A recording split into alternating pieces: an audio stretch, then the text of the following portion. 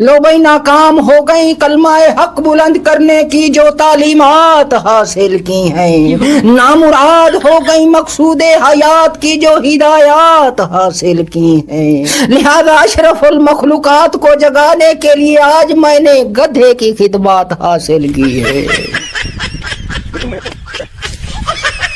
तो गधे ने खुद पर होने वाले जुल्म का बदला लेकर खामोशी से जुल्म सहने वाली कौम को न सिर्फ हैरत दिलाई बल्कि कौम की अलमनाक हालत पर ऐसी इल्मनाक तकरीर फरमाई कि जिसे सुनकर हमारा कुछ खूब करने को जी चाहेगा या फिर डूब मरने को जी चाहेगा।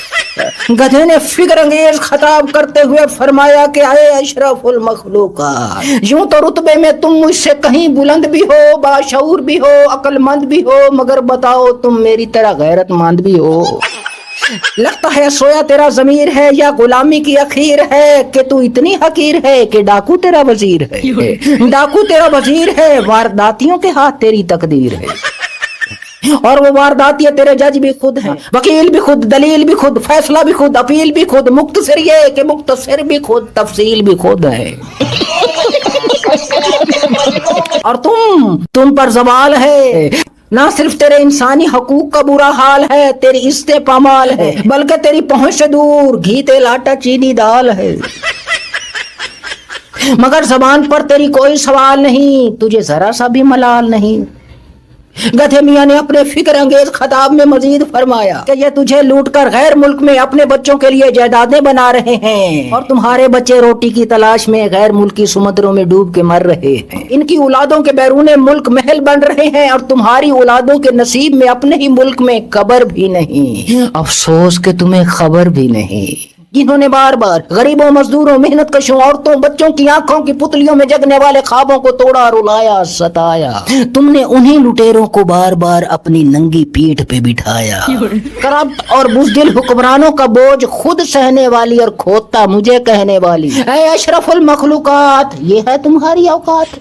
गधे ने मजीद फरमाया कि तुम बेहिस लोगों की जिंदगियों में हकीकी आजादी की सुबह लाने के ख्वाब देखने वाले की शामें कैद खाने में गुजर रही हैं और तुम्हारी जिंदगियां खाने कमाने में गुजर रही हैं। अगर यही इंसानियत है तो फिर ये तो मैं भी कर सकता हूँ, अपना पेट मैं भी भर सकता हूँ, बच्चे पैदा मैं भी कर सकता हूँ।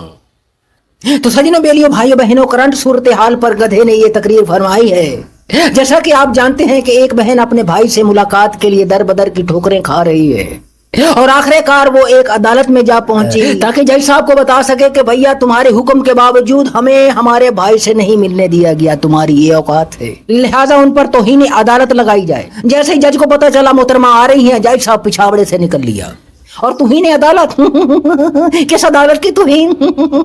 जिन अदालतों को इन्हीं जजों ने खुद ताकतवर कस्टमर के इशारे पर आधी रात को खुलने वाला कोठा बना दिया है, वो अदालत, उन अदालतों की तौहीन। अजीब बात है भाई, अजीब बात है भाई। ये है खड़ा सच, जिसके बारे में बार बार कहता हूं कि भैया अगर आपने खड़ा सच देखना है, सुनना है, तो मेरा चैनल सब्सक्राइब करो। सच ये है कि महमूद रशीद साहब का जब कोई एविडेंस नहीं मिले साजिश के 9 मई साजिश के केस में, और जब देखा चीफ जस्टिस साहब ने कि दूसरे जजेस इसको जमानत दे देंगे, तो चीफ जस्टिस साहब ने बड़ी कारीगरी के साथ, हुनरमंदी के साथ एक दिन की मजीद तारीख दे दी ताकि वीडियो लेकर के आओ, और उस एक दिन के बीच में ही बेंच तोड़ दिया गया।